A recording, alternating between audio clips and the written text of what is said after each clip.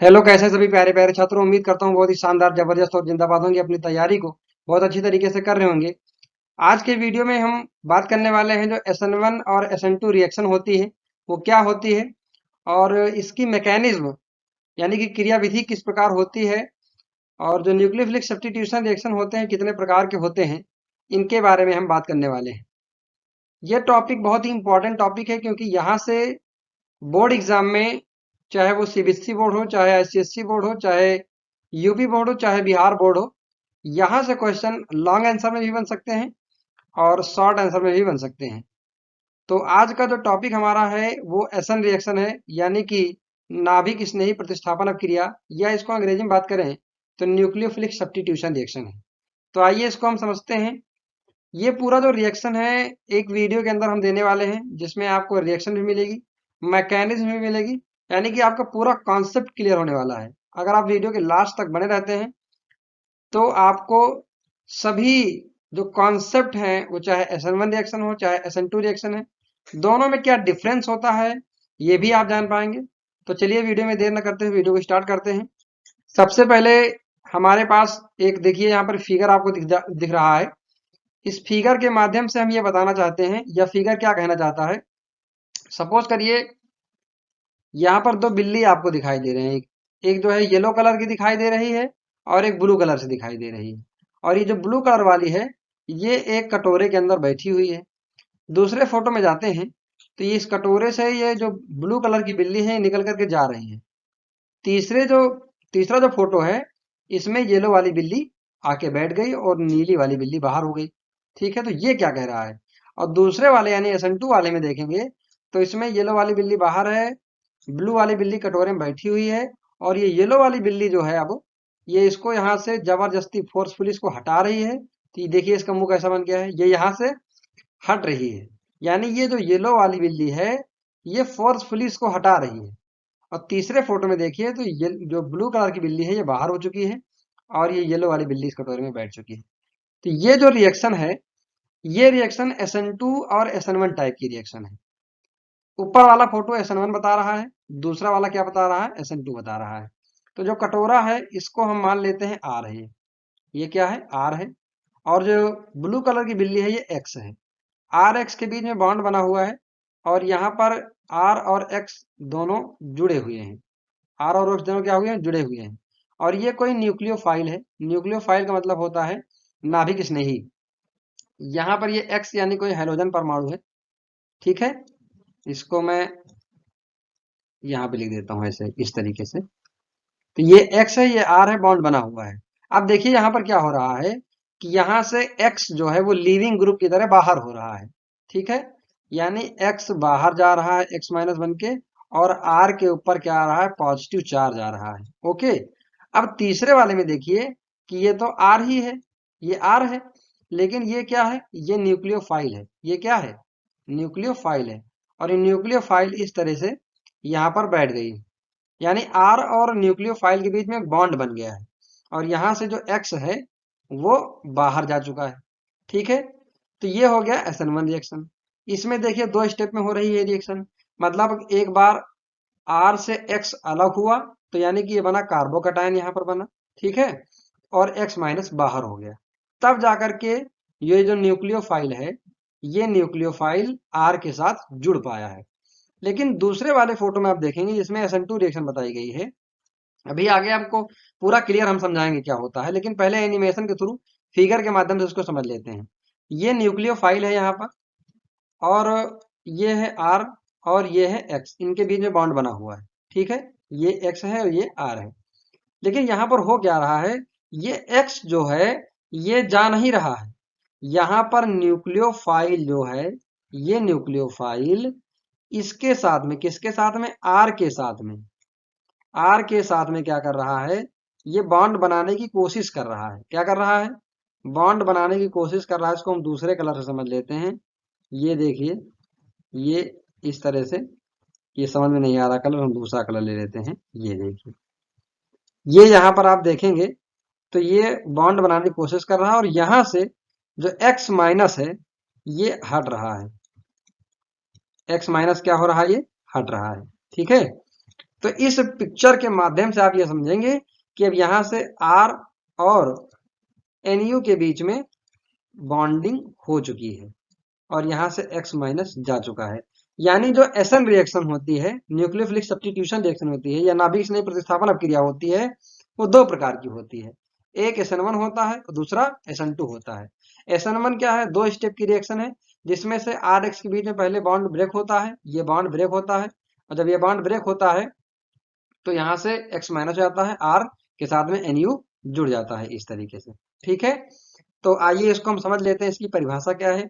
I hope आपको ये जो फिगर दिख रहा है, इस फिगर के माध्यम से आपको समझ में आ गया होगा। पहले फिगर में NU माइनस जबरदस्ती हटा नहीं रहा है, X पहले हट गया तब R से जुड़ गया वो।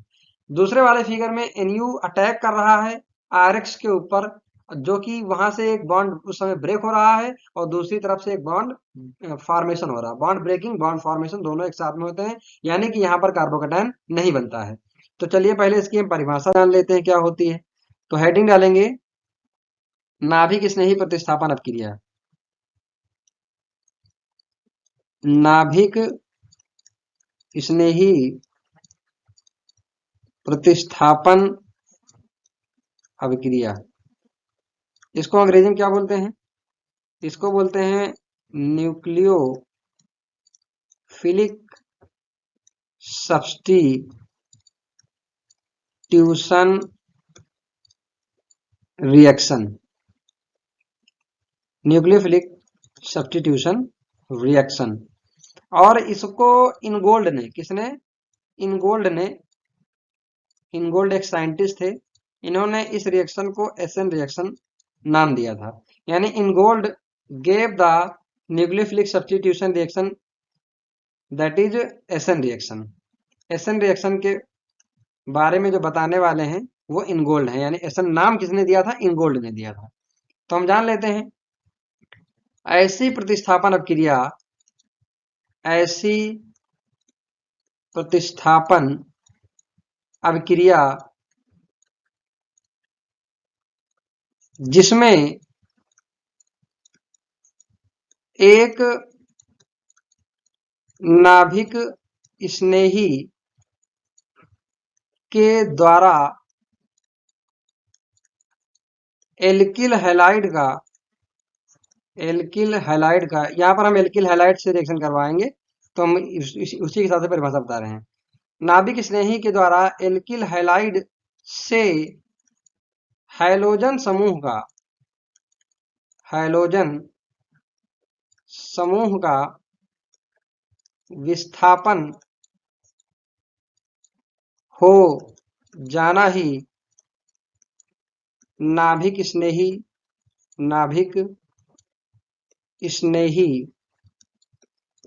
प्रतिस्थापन अभिक्रिया कहलाती है। ठीक है, अगर इसको हम इंग्लिश में डिफाइन करना चाहते हैं, इंग्लिश में कैसे डिफाइन कर सकते हैं? यहां पे लिख सकते हैं nucleophilic substitution reaction. Nucleophilic substitution reaction. देखिए यहाँ पर न्यूक्लियोफिलिक का मतलब क्या होता है? न्यूक्लियस का मतलब होता है, न्यूक्लियो मतलब होता है न्यूक्लियस और फिलिक मतलब होता है लविंग। ठीक है, तो न्यूक्लियस के पास कैसा चार्ज होता है? प्रोटॉन मतलब प्लस चार्ज होता है। और जो लविंग है यानी फिलिक है, कौन जाएगा इसके पास प्लस के पास? तो जिसके पास निगेटिव चार्ज होगा, निगेटिव वाला पॉजिटिव के पास जाएगा। तो ये न्यूक्लियोफिलिक हो गया। सब्स्टिट्यूशन का मतलब क्या होता है? उसको हटा देना, डिस्प्लेस कर देना।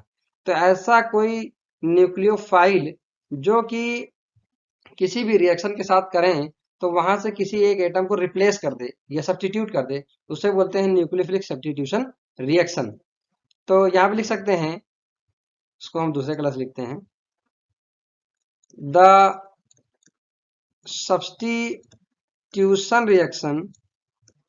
substitution reaction in which the halogen atom of alkyl halide the halogen atom of alkyl halide is displaced by a nucleophile that reaction is known as, क्या बोलेंगे उसको, nucleophilic substitution reaction. The substitution reaction in which the halogen atom of alkyl halide is displaced or substituted by a nucleophile. That reaction is known as nucleophilic substitution reaction. अब इसको एक reaction के माध्यम समझ लेते हैं। जैसे मान लीजिए हमारे पास एक एल्किल हैलाइड है, दैट इज आर एक्स, और यहाँ पर न्यूक्लियोफाइल अटैक कर रहा है, तो यहाँ पर क्या बनेगा, ये बनेगा RNU प्लस एक्स माइनस। ये क्या है, ये है एग्जाम्पल, है। तो यहाँ पर ये NU माइनस क्या है, न्यूक्लियोफाइल को हम NU माइनस से दिखाते हैं, ठीक है। तो अब हम इसको, ये जो रिएक्शन है ये दो तरह से हो सकती है। कितने तरह से हो सकती है, दो तरह से। इसको हम अगले स्लाइड पे चलते हैं, बताते हैं। ये जो रिएक्शन है, मैं रिएक्शन फिर से लिख जा रहा हूं यहाँ पर, RX प्लस NU माइनस, ये बनाता है RNU प्लस एक्स माइनस। ये रिएक्शन दो तरह से होती है। कितनी तरह से होती है, ये रिएक्शन दो तरह से हो सकती है। पहला तरीका क्या है, तो पहला तरीका हम देख लेते हैं। पहला तरीका है SN1, दूसरा तरीका है SN2। तो अब SN1 और SN2 रिएक्शन है क्या, देखिए, ये न्यूक्लियोफिलिक सब्स्टिट्यूशन यूनिमॉलिक्यूलर रिएक्शन है। इसको अगर हम फुल फॉर्म लिखना चाहें तो न्यूक्लियोफिलिक सब्स्टिट्यूशन यूनिमॉलिक्यूलर रिएक्शन। अब यूनिमॉलिक्यूलर का मतलब क्या है, अभी बताते हैं आपको। और इसका फुल फॉर्म होगा न्यूक्लियोफिलिक सब्स्टिट्यूशन बाईमॉलिक्यूलर रिएक्शन, ये होती है SN1 और SN2। इसमें हम रिएक्शन को एक बार लिखते हैं जरा। ये यूनिमॉलिक्यूलर का मतलब क्या है, यूनिमॉलिक्यूलर का मतलब है कि जिसमें जो रेट है, किसी भी रेट ऑफ रिएक्शन, किसी भी रिएक्शन का, वो केवल और केवल एक ही मॉलिक्यूल पे डिपेंड करे, ठीक है, वो होता है यूनिमॉलिक्यूलर। और बाईमॉलिक्यूलर का मतलब होता है जो rate of reaction of a chemical reaction is depend on the two molecules, दोनों पे जो डिपेंड करे उसको बोलते हैं बाईमॉलिक्यूलर रिएक्शन। अभी आपको हम रिएक्शन बताते हैं और रिएक्शन के माध्यम से समझाने का प्रयास करते हैं। एग्जाम्पल के तौर पे अगर हम देखेंगे तो यहाँ पर हम एग्जाम्पल लिख लेते हैं। जैसे कि जो RX है, ये सबसे पहले स्टेप में क्या होता है कि ये R प्लस बनता है प्लस एक्स माइनस बनता है। दूसरे स्टेप में क्या होता है कि जो R प्लस है वो यहाँ पर न्यूक्लियोफाइल अटैक करेगा, तब जाकर के क्या बनाएगा, ये बनाएगा RNU बनाएगा। अच्छा, जो पहला वाला स्टेप है ये क्या होता है, रिवर्सिबल होता है। क्या होता है, रिवर्सिबल होता है। अब यहाँ पर जो ये वाला बॉन्ड तोड़ रहा है, ये वाला जो बॉन्ड ब्रेक हो रहा है, इस वाले बॉन्ड को तोड़ने के लिए हमारे पास कोई एक सॉल्वेंट होना चाहिए। क्या होना चाहिए, सॉल्वेंट होना चाहिए, ठीक है, विलायक होना चाहिए, तब जाकर के ये बॉन्ड यहाँ से ब्रेक होता है। और यहाँ पर क्या बना, एक कार्बोकैटायन बन जाता है और लीविंग ग्रुप माइनस के रूप में यहाँ से चला जाता है। लेकिन अगर हम बात करें जो SN2 रिएक्शन है, इस रिएक्शन में क्या होता है, इस रिएक्शन में RX के साथ में जब न्यूक्लियोफाइल अटैक करेगा तो होता क्या है कि इसमें आगे से देखिए तो इसमें हेलोजन एटम अटैच है, यहाँ पर हेलोजन एटम अटैच है। अब ये न्यूक्लियोफाइल, इसके पास सिर्फ और सिर्फ इधर से रास्ता बचता है, पीछे साइड से इसको रिएक्ट करने का, ठीक है। तो हम समझ लेते हैं कैसे रिएक्शन होती है। ये रिएक्शन इस तरह से होती है कि ये R है और ये X माइनस है, और इधर से बैक साइड से क्या होता है, यहाँ पर न्यूक्लियोफाइल अटैक करता है। ठीक है, तो जब ये अटैक करेगा तो यहाँ से एक साइड से X माइनस बाहर जाएगा और दूसरी साइड से न्यूक्लियोफाइल अटैक करेगा। तो ये बन जाता है ट्रांजिशन स्टेट। कौन सा स्टेट बनता है यहाँ पर, ये बनता है transition state.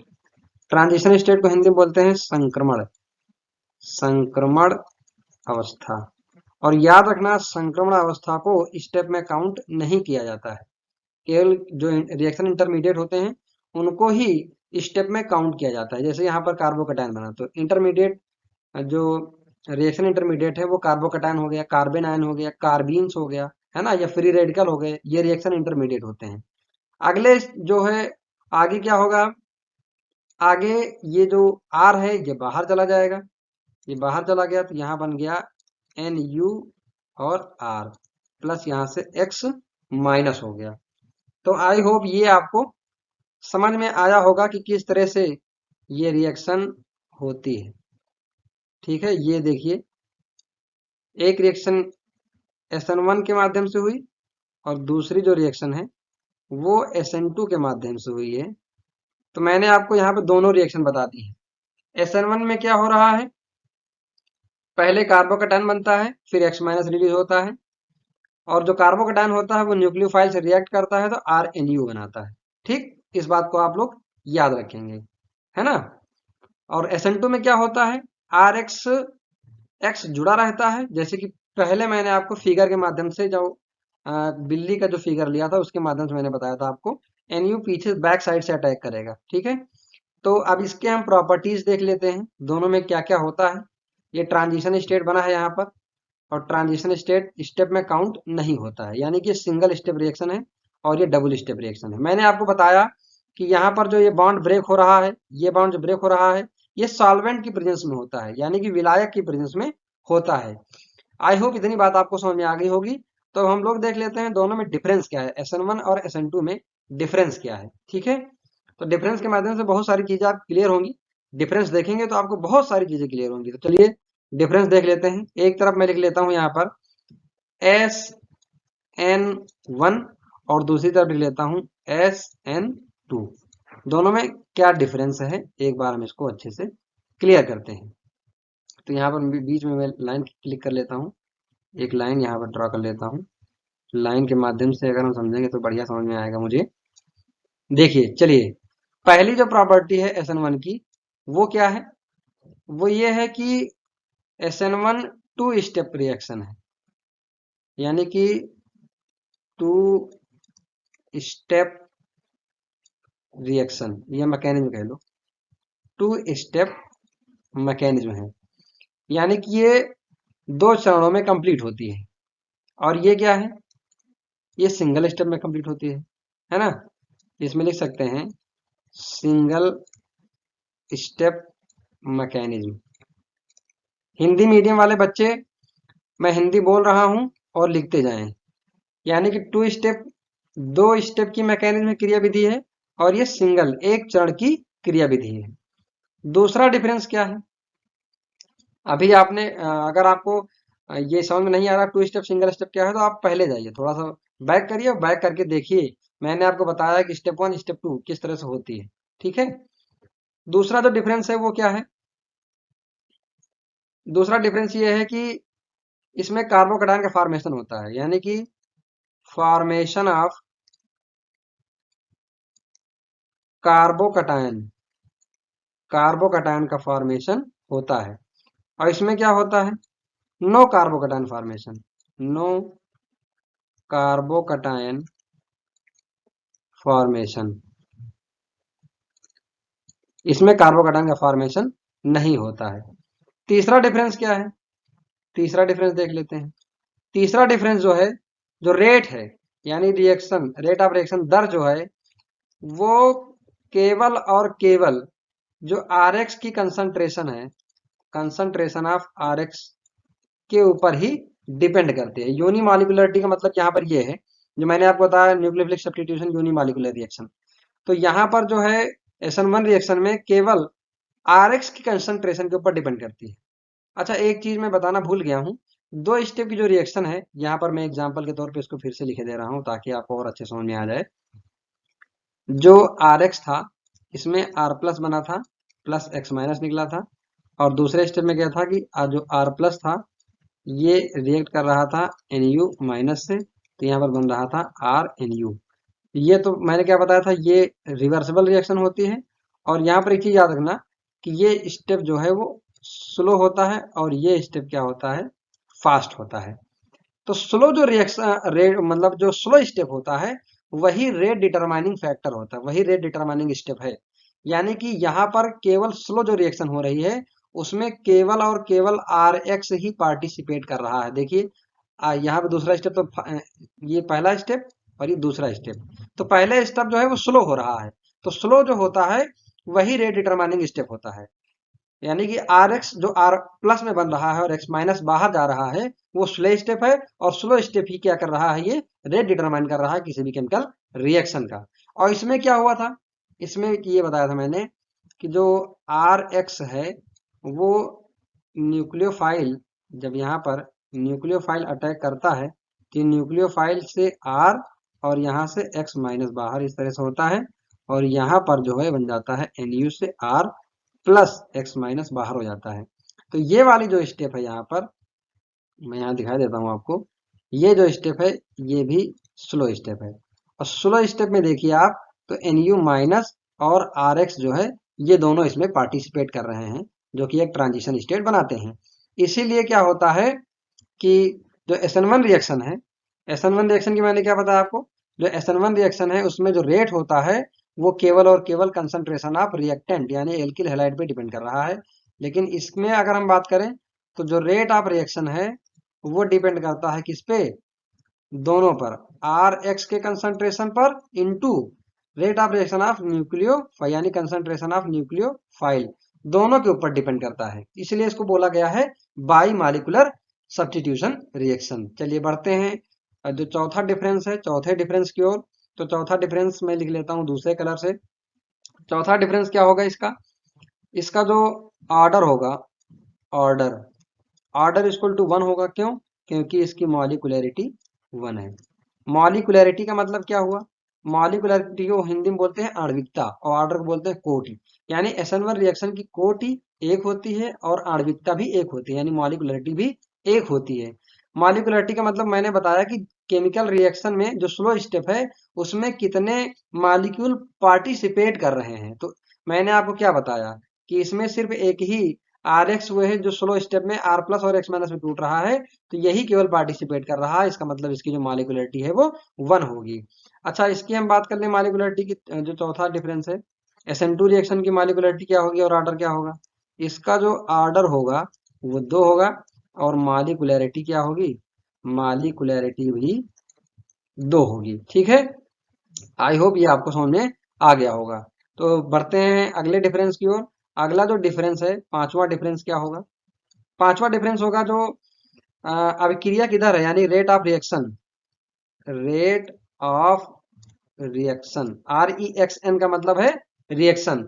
Rate of reaction जो अगर हम देखें आर एक्स की, किसकी, आर एक्स की अगर हम देखें, यहाँ पर इसको दूसरे कलर से लिख लेता हूं मैं, आर एक्स, आर एक्स। तो आर एक्स में जैसे मान लीजिए कि जो आर है एल्किल ग्रुप है, 3 डिग्री एल्किल हैलाइड है, 3 degree alkyl halide, 2 degree alkyl halide और 1 डिग्री एल्किल हैलाइड। मैंने क्या किया है, यहाँ पर हाइड्रोजन एटम सेम रखा है, हाइड्रोजन एटम क्या रखा है मैंने, सेम रखा है। और यहाँ पर जो एल्किल ग्रुप है वो 2 डिग्री, 3 डिग्री और 1 डिग्री मैंने कर लिया है, यानी एल्किल ग्रुप चेंज कर लिया है, हाइड्रोजन सेम हाइड्रोजन है। तो वहां पर कौन सा ऑर्डर काम करेगा, आर एक्स के लिए, किसके लिए बता रहे हैं हम, आर एक्स के लिए। तो यहाँ पर जो ऑर्डर होगा वो SN1 के लिए 3 डिग्री सबसे फास्ट देगा, देन 2 डिग्री और देन 1 डिग्री, यानी कि 3 डिग्री जो भी एल्किल हैलाइड हैं वो SN1 रिएक्शन के थ्रू होती हैं। अभी इसको एग्जांपल के माध्यम से हम समझते हैं।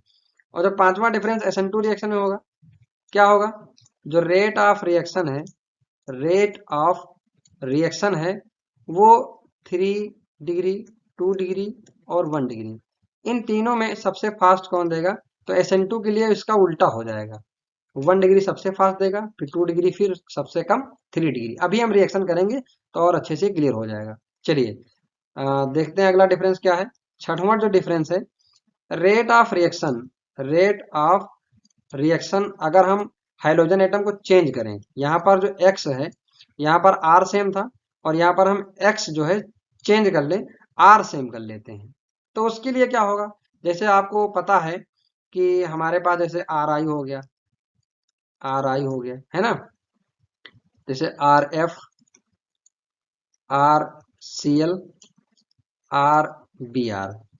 यहाँ पर क्या है, एल्किल ग्रुप सेम है, चाहे 1 डिग्री लो, चाहे 2 डिग्री लो, चाहे 3 डिग्री लो। और आपको पता है कि जो SN1 है वो 3 डिग्री फास्ट देता है ना। तो आर आई मतलब alkyl iodide, alkyl bromide, alkyl chloride और एल्किल फ्लोराइड। तो यहाँ पर सबसे फास्ट रिएक्शन कौन देगा, तो यहाँ पर सबसे फास्ट जो रिएक्शन देगा वो आर आई देगा। इसको मैंने एक बहुविकल्पीय प्रश्न में, जो मल्टीपल चॉइस क्वेश्चन है, एवीएस की पाठशाला जो यूट्यूब चैनल है, इसी चैनल पर जो इंपॉर्टेंट क्वेश्चंस करवाए जा रहे हैं वहां पर भी डिस्कस किया गया है। ठीक है, और ये आर आई फास्ट क्यों देगा, क्योंकि जो साइज है वो साइज बड़ा होता है, आयोडीन का साइज बड़ा होता है, जिसकी वजह से यहाँ से इलेक्ट्रॉन को निकालना आसान होता है। तो इसका जो साइज बड़ा है, तो आर एक्स के बीच में, जो आर और आयोडीन के बीच में जो बॉन्ड है, इस बॉन्ड को ब्रेक करना आसान है क्योंकि साइज बड़ा है। और साइज बड़ा होता है जिसकी जो बॉन्डिंग एनर्जी होती है वो कम होती है, जिसकी वजह से इस बॉन्ड को ब्रेक करने के लिए कम एनर्जी की आवश्यकता पड़ती है। तो सबसे ज्यादा बॉन्ड जो एनर्जी है वो किसकी है, आर एफ की है, इसीलिए यहाँ पर आर आई सबसे फास्ट रिएक्शन देगा। तो यहाँ पर हम देख लेते हैं 6 डिफरेंस SN2 रिएक्शन के लिए। तो SN2 रिएक्शन के लिए लिख लेते हैं रेट ऑफ रिएक्शन, किसके लिए, आर एक्स में हम यहाँ पर एक्स ग्रुप चेंज करेंगे।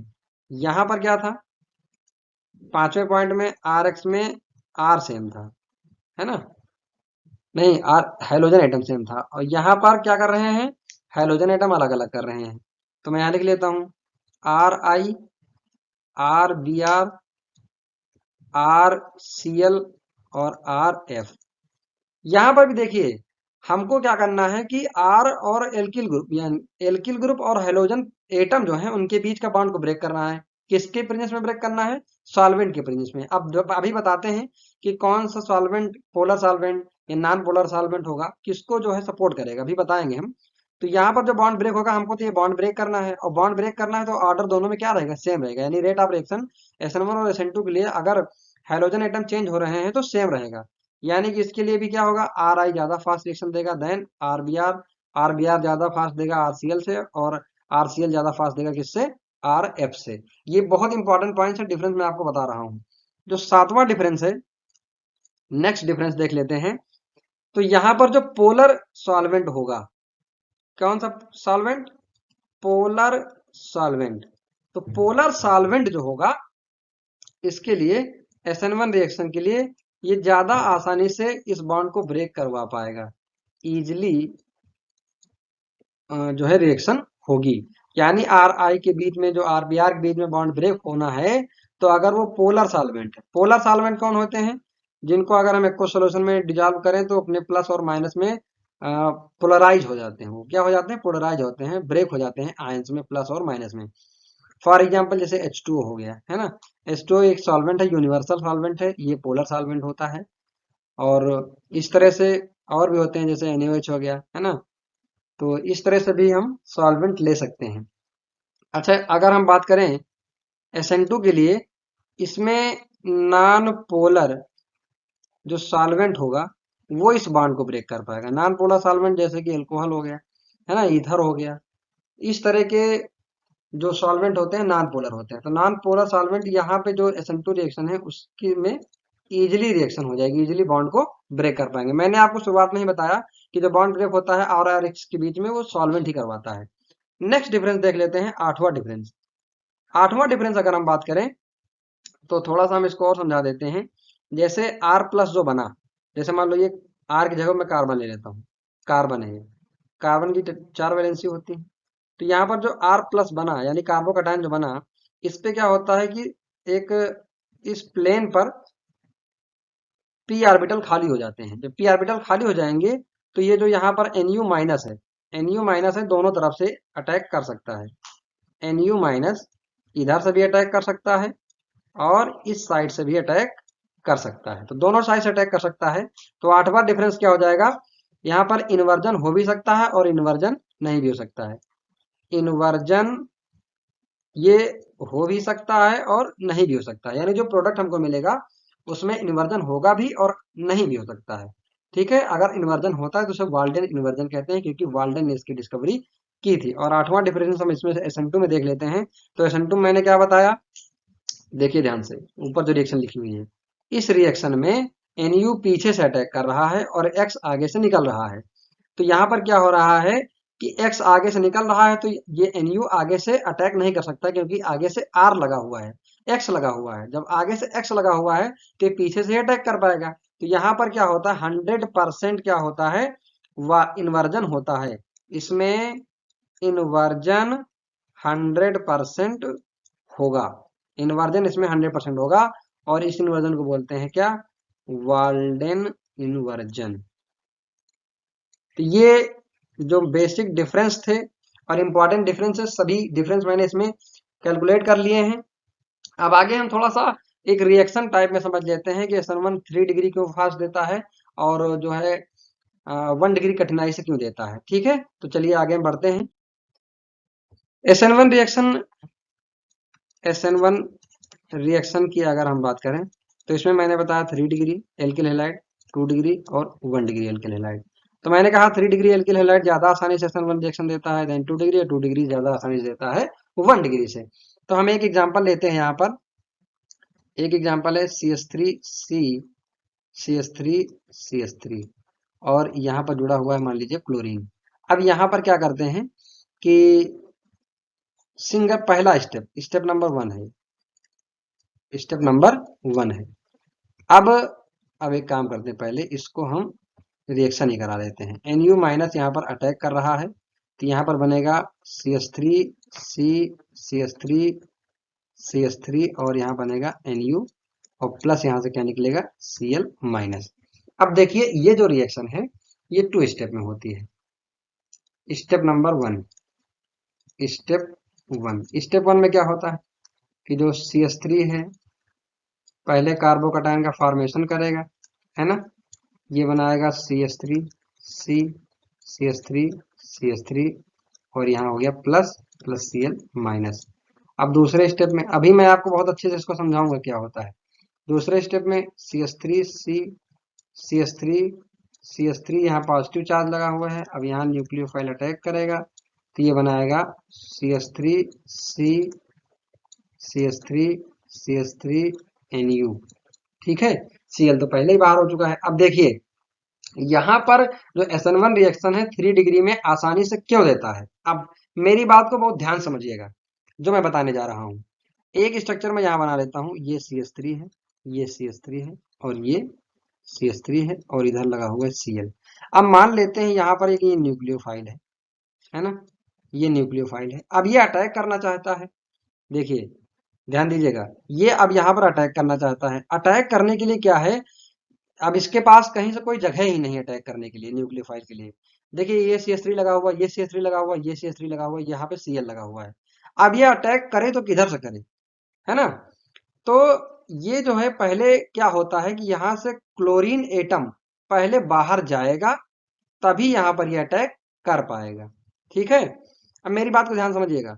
तो ये क्लोरीन एटम इसलिए पहले बाहर चला जाता है, और जब ये पहले बाहर चला जाता है तो बन जाता है क्या, कार्बोकैटायन। क्या बन जाता है, कार्बोकैटायन। और 3 डिग्री कार्बोकैटायन जो होता है वो मोस्ट स्टेबल होता है, और इसीलिए यही कारण है कि जिसमें कार्बोकैटायन बन रहा है जिस रिएक्शन में, उस रिएक्शन में 3 डिग्री सबसे आसानी से रिएक्शन देता है।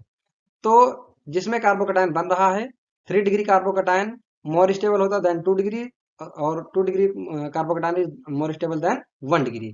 तो 3 डिग्री कार्बोकैटायन मोर स्टेबल है। अब यहाँ पर न्यूक्लियोफाइल अटैक कर पाएगा। ठीक है, इसलिए यहाँ पर जो SN1 रिएक्शन है वो 3 डिग्री दे पाता है। अच्छा, ये 1 डिग्री क्यों नहीं दे पाता है। ठीक है, 1 डिग्री आसानी से क्यों नहीं देता है। अब 1 डिग्री मान लीजिए यहाँ पर एक CH3X ही होता, CH3X है, प्लस न्यूक्लियोफाइल अटैक कर रहा है। अब ये न्यूक्लियोफाइल अटैक करेगा, तो न्यूक्लियोफाइल जब अटैक करेगा तो पहले क्या बनेगा, CH3 प्लस बनेगा, प्लस जो है X माइनस बनेगा। ठीक है, तो ये है 1 डिग्री कार्बोकैटायन, ये क्या बना रहा है? 1 डिग्री कार्बोकैटायन बन रहा है। तो कार्बोकैटायन का बनना न्यूक्लियोफिलिक सब्स्टिट्यूशन यूनिमॉलिक्यूलर रिएक्शन में होता है। तो और किसमें कौन ज्यादा स्टेबल है? तो मोर स्टेबल कौन है? 3 डिग्री। तो 3 डिग्री इसीलिए SN1 रिएक्शन सबसे आसानी से देता है, क्योंकि यहाँ पर कार्बोकैटायन बनता है और 3 degree carbocation is more stable then 2 degree और 2 degree carbocation is more stable then 1 degree. ठीक है, अब हम समझते हैं SN2 रिएक्शन 3 डिग्री क्यों नहीं दे पाता है और 1 डिग्री आसानी से क्यों देता है। ठीक है, चलिए अगले स्लाइड पे चलते हैं। तो हेडिंग डाल लेंगे यहाँ पर SN2 रिएक्शन। SN2 रिएक्शन में मैंने आपको क्या बताया कि ये मान लीजिए CH3X है और यहाँ पर न्यूक्लियोफाइल अटैक करेगा। तो एक तरफ से न्यूक्लियोफाइल बॉन्ड यहाँ पर ब्रेक करेगा और यहाँ पर ये CH3 है और यहाँ से एक तरफ से X माइनस जाएगा। अब देखिए ये यहाँ पर पार्शियल नेगेटिव चार्ज आएगा, यहाँ पर पार्शियल नेगेटिव आएगा और यहाँ पर क्या आएगा? पार्शियल पॉजिटिव चार्ज आएगा। क्या आएगा? पार्शियल पॉजिटिव चार्ज आएगा। ये जो बॉन्ड आपको दिख रहा है ये है BF और ये क्या है? BB है। ठीक है, अब BF का मतलब क्या है? BF का मतलब क्या है?